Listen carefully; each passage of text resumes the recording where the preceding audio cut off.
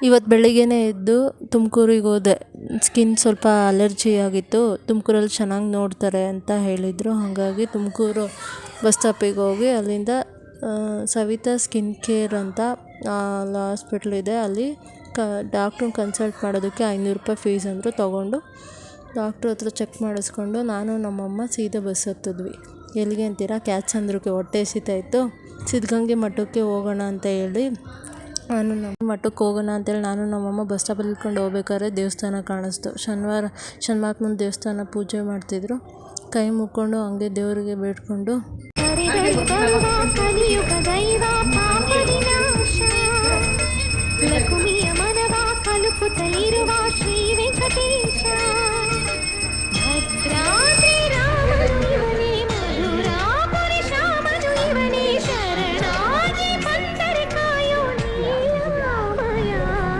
ದೇವ್ರಿಗೆ ಕೈ ಮುಕ್ಕೊಂಡು ಮುಂದಕ್ಕೆ ಹೊರಟ್ವಿ. ಹಂಗೆ ಮುಂದಕ್ಕೆ ಹೋಗ್ತಾ ಹುಡುಗರುಗಳೆಲ್ಲ ಸ್ಕೂಲ್ ಬಿಟ್ಟಿದ್ರು ಅಂತ ಬರ್ತಾಯಿದ್ರು. ಹುಡುಗರಿಗೆ ಸಿಕ್ತವರಿಗೆ ತಗೊಂಡೋಗಿರೋ ಕಡಲೆಕಾಯಿ, ಅವರೆಕಾಯಿ, ಗೆಣಸೆಲ್ಲ ಕೊಟ್ವಿ. ಪಾಪ ಹಬ್ಬ ಅಂತೇಳಿ ತೊಗೊಂಡೋಗಿದ್ವಲ್ಲ ಬೇಯಿಸಿದ್ದು ತಿಂದರು ಹುಡುಗರುಗಳು. ಅಕ್ಕ ಊರಿಂದ ಯಾರೂ ಬಂದಿಲ್ಲ ಕಣಕ್ಕ ಅಂತ ಅಂದರು. ಫೋನ್ ಕೊಟ್ವಿ. ಫೋನಲ್ಲಿ ಮಾಡಬೇಕು ಅಂದರು. ಮಾತಾಡ್ರಿ ಅಂತ ಕೊಟ್ವಿ. ಮಾತಾಡಿದ್ರು.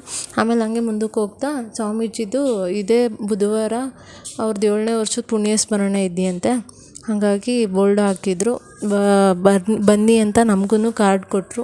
ಸರಿ ಆಯಿತು ಅಂತ ಹೇಳಿ ಮುಂದೆ ಹಾಗೆ ಊಟಕ್ಕೆ ಅಂತ ಹೋದ್ವಿ ದೇವಸ್ಥಾನಕ್ಕೆ. ಊಟಕ್ಕೆ ಅಂತ ಹೋಗಿ ವಿಭೂತಿ ಗಟ್ಟಿ ಹೇಳ್ಕೊಂಡು ಫಸ್ಟು ಊಟ ಮಾಡಿ ಮುಗಿಸಿ ಆಮೇಲೆ ದೇವ್ರ ದರ್ಶನ ಮಾಡೋಣ ಅಂತ ಹೋದ್ವಿ ಶಿವಲಿಂಗನ. ಆಮೇಲೆ ಸ್ವಾಮೀಜಿ ಲಿಂಗೈಕ್ಯ ಆಗಿರೋ ಜಾಗಕ್ಕೂ ಹೋದ್ವಿ. ಅಲ್ಲಿ ವಿಶೇಷ ಪೂಜೆ ಮಾಡ್ತಾರಂತೆ ಪ್ರತಿ ಸಲ. ಇದೇ ಬುಧವಾರ ಸ್ವಾಮೀಜಿಯವ್ರದ್ದು 7ನೇ ಪುಣ್ಯ ಸ್ಮರಣೆ ಇದೆಯಂತೆ. ಯಾರು ಬರೋರಿದ್ರೆ ಖಂಡಿತ ಬರ್ಬೋದು. ಮತ್ತೆ ಭೇಟಿಯಾಗೋಣ. ನಮಸ್ಕಾರ.